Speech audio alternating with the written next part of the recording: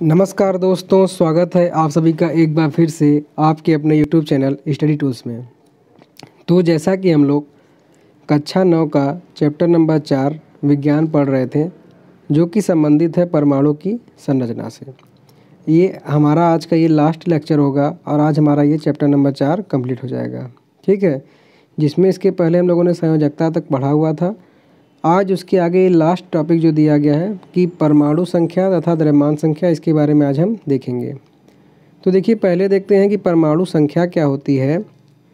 तो परमाणु संख्या में जैसा कि हम जानते हैं कि परमाणु के नाभिक में प्रोटॉन विद्यमान होता है। ठीक है, मतलब कि परमाणु का जो सेंटर होता है, जहाँ ये इलेक्ट्रॉन घूमते हैं, इसके बीच में सेंटर होता है। तो इस सेंटर में क्या होता है, प्रोटॉन उपस्थित रहता है और एक परमाणु में उपस्थित प्रोटॉनों की संख्या उसकी परमाणु संख्या को बताती है। ठीक है, मतलब इससे ये होता है कि जो परमाणु के नाभिक में उपस्थित प्रोटॉन होते हैं वो उसकी प्रोटॉन संख्या को बताते हैं। और दूसरी बात कि इसे हम जेड द्वारा दिखाते हैं। ठीक है, इसका सिंबल जेड होता है।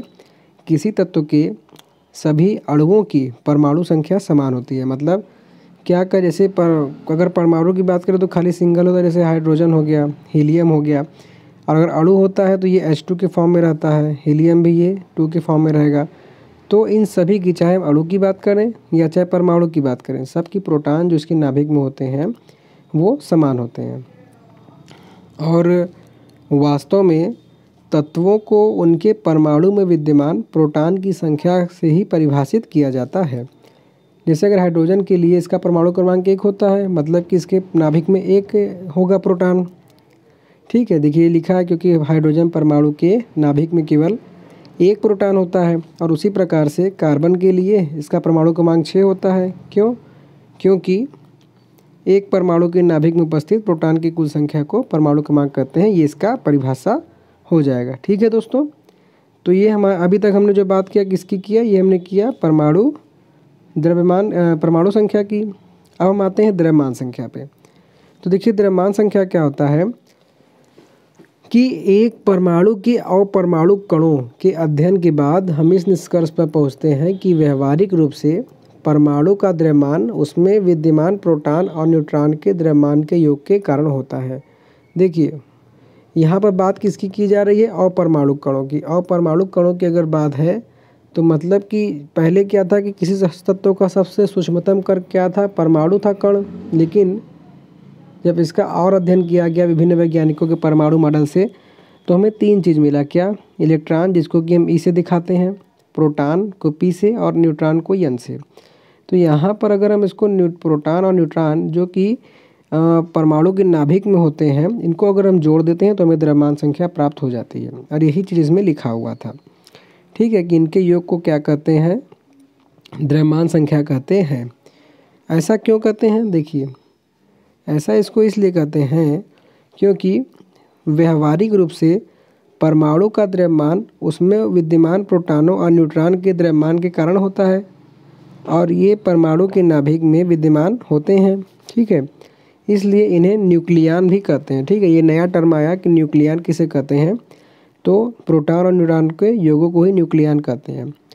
परमाणु का लगभग संपूर्ण द्रव्यमान उसके नाभिक में होता है। ठीक है, क्योंकि नाभिक जो है उसका ठोस होता है, तभी तो जो किरणें जो रेस फेंका गया था रदरफोर्ड के मॉडल में, तो क्या होता है, वो बिल्कुल 180 डिग्री पे ऐसे मुड़ गया था। तो देखिए, इसको और कैसे समझ सकते हैं। उदाहरण के लिए, जैसे कार्बन का जो द्रव्यमान होता है 12 होता है। ये 12 कैसे हुआ? क्योंकि इसमें 6 प्रोटॉन होते हैं और 6 न्यूट्रॉन होते हैं, और इन दोनों को हमने जोड़ दिया 6 और 6, तो इसका द्रव्यमान संख्या 12 निकल गया। इसी प्रकार अगर एल्यूमिनियम की बात करें, इसका द्रव्यमान 13 होता है, 27 होता है। कैसे 27? ये ऐसे होता है क्योंकि इसके नाभिक में 13 प्रोटॉन होते हैं और उसके साथ ही 14 न्यूट्रॉन होते हैं। इन दोनों को जोड़ दिया गया तो 27 हमको पता लग गया। एक परमाणु के नाभिक में उपस्थित प्रोटॉन और न्यूट्रॉनों की कुल संख्या के योग को द्रव्यमान संख्या कहते हैं। ये इसकी परिभाषा हो गई द्रव्यमान संख्या की। अब हम आते हैं आगे कि किसी परमाणु को दर्शाने के लिए परमाणु संख्या, द्रव्यमान संख्या और तत्व का प्रतीक इस प्रकार से लिखा जाता है। देखिए कैसे, ये जो बॉक्स देख रहे हैं यहाँ पर हम उस तत्व को लिखते हैं। मतलब अगर हमें हाइड्रोजन निकालना है तो H, हीलियम निकालना है तो He, ऑक्सीजन निकालना है तो, ठीक है। फिर उसके नीचे उसका परमाणु संख्या, मतलब कि उसके नाभिक में कितने प्रोटॉन हैं, और द्रव्यमान संख्या क्या कि उसके नाभिक में कितने न्यूट्रॉन प्लस प्रोटॉन हैं, उन दोनों को जोड़ के उसके ऊपर लिखते हैं।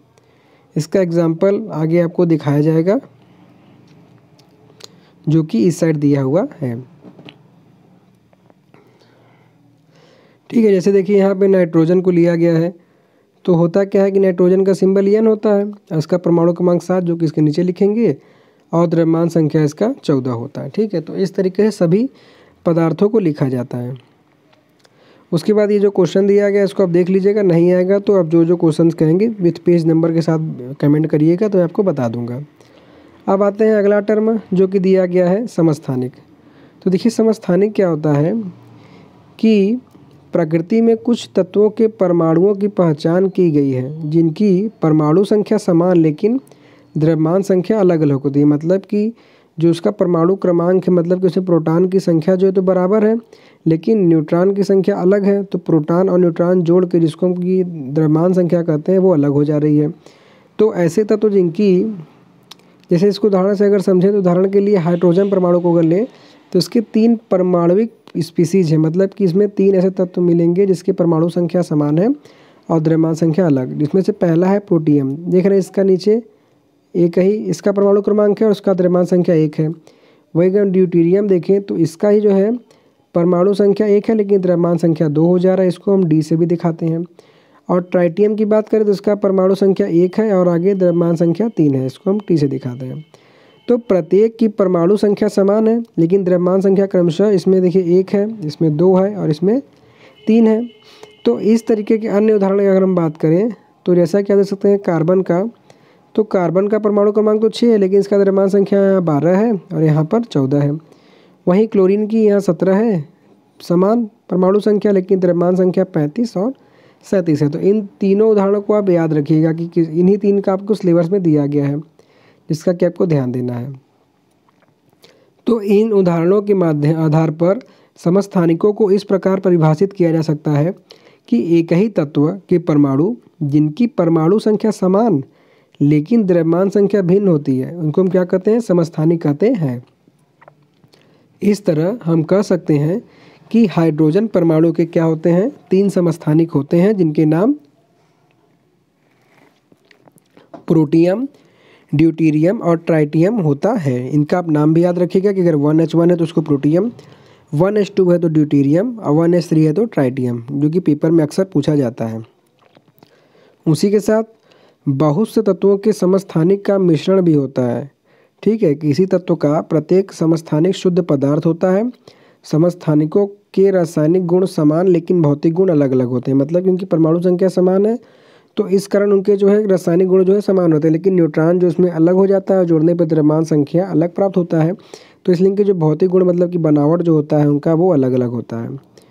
उसके साथ प्रकृति में क्लोरीन 2 समस्थानिक रूपों में पाया जाता है जिसका द्रव्यमान 35U, U का अर्थ आपको पता है परमाणु संख्या परमाणु द्रव्यमान होता है, और 37U है। और ये प्रकृति मतलब ये नेचर में कैसे मिलते हैं उसके बारे में बताया गया है। तो ये जो 35U है ये 3 भाग मिलता है, मतलब कि 75%, और ये जो 37 इसका परमाणु द्रव्यमान होता है ये 1 भाग मतलब कि 25% ये प्रकृति मिलता है नेचर में, मतलब कि पृथ्वी पे। तो अब ये प्रश्न उठता है कि किस द्रव्यमान को क्लोरीन परमाणु का द्रव्यमान मानना चाहिए, मतलब कि जो हम इसका द्रव्यमान जो कि ऊपर लिखते हैं किसको मानना चाहिए।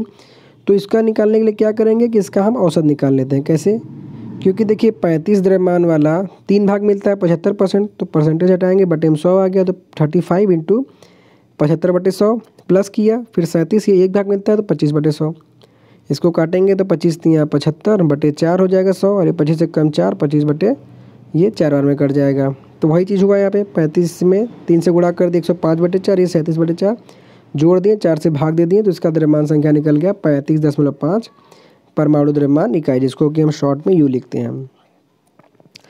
तो हुआ क्या कि किसी प्राकृतिक तत्व के एक परमाणु का द्रव्यमान उस तत्व में विद्यमान सभी प्राकृतिक रूप से पाए जाने वाले परमाणुओं के औसत द्रव्यमान के बराबर होता है। मतलब कि अगर उसके बहुत से समस्थानिक हैं तो हम उसके औसत द्रव्यमान निकाल लेते हैं और वही उसका द्रव्यमान माना जाता है। अगर किसी एक तत्व का कोई एक समस्थानिक नहीं है तो परमाणुओं का द्रव्यमान उसमें उपस्थित प्रोटॉन और न्यूट्रॉन के द्रव्यमान के योग के बराबर होता है। जैसा कि हमने पहले देखा था कि द्रव्यमान संख्या जो होता है वही परमाणु का द्रव्यमान होता है, लेकिन अगर एक तत्व समस्थानिक रूप में उपस्थित है तो हमें प्रत्येक समस्थानिक रूप का प्रतिशत जानना होगा और औसत द्रव्यमान की गणना करना होगा। मतलब हमें ये देखना पड़ेगा कि प्रकृति में वो किस अनुपात से पाए जाते हैं, फिर उसके बाद उसका जो है औसत द्रव्यमान हमको निकालेंगे, तभी उसका वो परमाणु द्रव्यमान निकलेगा। उसके साथ ही इसका मतलब यह नहीं है कि क्लोरीन के परमाणुओं का द्रव्यमान एक भिन्नात्मक संख्या जो कि 35.5 है। इसका तात्पर्य यह हुआ कि अगर आप क्लोरीन की कुछ मात्रा लेते हैं तो इसमें क्लोरीन के समस्थानिक होंगे जो औसत द्रव्यमान 35.5 होगा। मतलब कि आप इस प्रकृति में अगर कोई भी अगर क्लोरीन तत्व पाते हैं तो उसमें 3 भाग जो उसका 75% रहेगा, उसका परमाणु द्रव्यमान कितना रहेगा, 35 रहेगा, और 1 भाग जो रहेगा उसका 37 रहेगा। तो इसीलिए इसका एवरेज जो है निकाल लिया गया है 35.5 यूनिट। ठीक है दोस्तों, उसी के साथ समस्थानिकों कुछ उपयोग जो है हम यहाँ देख लेते हैं कि जो कुछ समस्थानिकों के विशेष गुण होते हैं जिनका उपयोग हम विभिन्न क्षेत्रों में करते हैं सुविधा को आसान बनाने के लिए। उसमें से जो निम्न है वो है कि यूरेनियम के एक समस्थानिक का उपयोग परमाणु भट्टी में ईंधन के रूप में किया जाता है। यूरेनियम के एक समस्थानिक का। वही दूसरा चीज़, कैंसर के उपचार में कोबाल्ट के समस्थानिक का उपयोग किया जाता है, और घेंगा रोग के इलाज में आयोडीन की। तो इन तीनों का कि आयोडीन का किसके इलाज में, कोबाल्ट का, और जो ऊपर वाला था कि परमाणु रिएक्टर में यूरेनियम का, इसको आप ध्यान रखिएगा। अब उसी के साथ ये शायद इसका लास्ट टॉपिक है, जी हाँ, इसको देख लेते हैं। संभारिक क्या होता है? बिल्कुल वही चीज़ आपको मैं शॉर्ट में एक बार समझा देता हूँ कि जिन तत्वों का ये नीचे का संख्या समान हो और ऊपर का संख्या अलग अलग हो तो इनको हम कहते हैं समस्थानिक। लेकिन वही अगर नीचे का संख्या अलग हो और ऊपर का संख्या अगर समान हो तो उसको हम कहते हैं संभारिक। क्यों ऐसा कहते हैं? क्योंकि नीचे परमाणु संख्या होती है, इनका स्थान समान होता है। पीरियोडिक टेबल में भी आपने साथ देखा नहीं होगा, मैं आपको दिखा दूंगा। तो इसलिए इनको समस्थानिक कहते हैं, लेकिन जब इनका भार समान होता है तो इनका ये वेट के कारण इसको संभारिक कहते हैं। अब आइए देखते हैं जो आपकी बुक में दिया गया है। देखिए होता क्या है कि 2 तत्वों कैल्शियम परमाणु संख्या जिनका 20 है और आर्गन इसका परमाणु संख्या 18 है के बारे में अगर विचार कीजिए तो परमाणुओं में प्रोटॉन की संख्या भिन्न भिन्न है, लेकिन दोनों तत्वों की द्रव्यमान संख्या क्या होती है? 40 होती है। यानी तत्वों के इस जोड़े के अणुओं के कुल न्यूक्लियानों की संख्या समान है। अलग अलग परमाणु संख्या होने वाले तत्वों की जिनकी द्रव्यमान संख्या समान होती है उन्हें संभारिक कहते हैं। जैसा कि मैंने आपको पहले ही बताया कि जिनका जो है द्रव्यमान संख्या समान होता है उसको हम संभारिक कहते हैं। तो दोस्तों इस तरीके से ये आपको HDT जो दिया गया क्वेश्चन में, मैंने आपको हाइड्रोजन के तीनों समस्थानिकों का नाम बता दिया, तो वहाँ से आप देख सकते हैं समस्थानिक और संभारिकों का इलेक्ट्रॉनिक विन्यास आप टेबल में से देख सकते हैं। तो दोस्तों इस तरीके से हमारा आज ये चैप्टर 4 पूरा कंप्लीट हो जाता है। आशा करता हूँ बताया गया सभी जानकारी आपको समझ में आया होगा। तो प्लीज़ वीडियो को लाइक कीजिएगा, चैनल को सब्सक्राइब कर लीजिएगा। अब नेक्स्ट लेक्चर आप कौन सा पढ़ना चाहते हैं, चैप्टर 5 या 6 जो भी आप कहेंगे उसको मैं शुरू कर दूंगा। ठीक है, तो आज के लिए यहीं रखते समाप्त करते हैं। So thanks for watching.